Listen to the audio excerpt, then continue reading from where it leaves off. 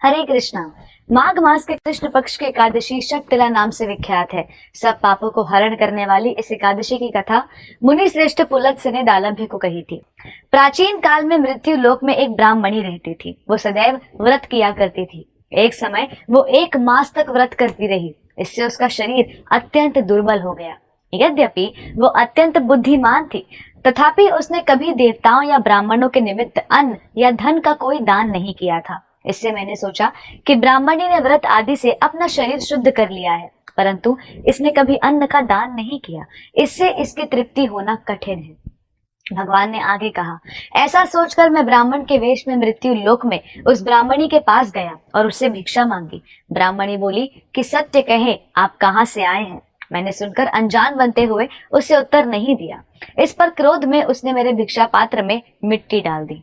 उसके बाद मैं अपने धाम लौट आया। कुछ समय बाद वो ब्राह्मणी भी अपनी तपस्या के प्रभाव से मेरे धाम में आई। उसकी तपस्या के परिणाम स्वरूप उसे एक सुंदर महल मिला, परंतु उसने अपने घर को अन्न आदि सब सामग्रियों से शून्य पाया। तब घबराकर वो मेरे पास आई और कहने लगी कि भगवान, मैंने अनेक व्रत आदि से आपकी पूजा की, परंतु फिर भी मेरा घर अन्न आदि सब वस्तुओं से शून्य है। इसका क्या कारण है?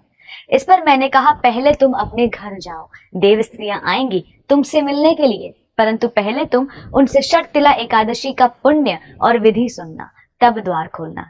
मेरे ऐसे वचन सुनकर वो अपने घर गई। जब देव स्त्रियां आई और द्वार खोलने को कहा तो ब्राह्मणी बोली, आप मुझे देखने आई हैं तो षटतिला एकादशी का महात्म्य मुझसे कहें।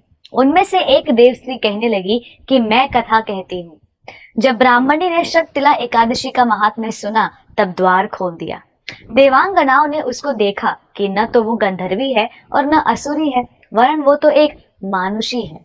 उस ब्राह्मणी ने उनके कथा अनुसार शक्तिला एकादशी का व्रत किया। इसके प्रभाव से वो सुंदर और रूपवती हो गई तथा उसका घर अन्न आदि समस्त सामग्रियों से युक्त हो गया।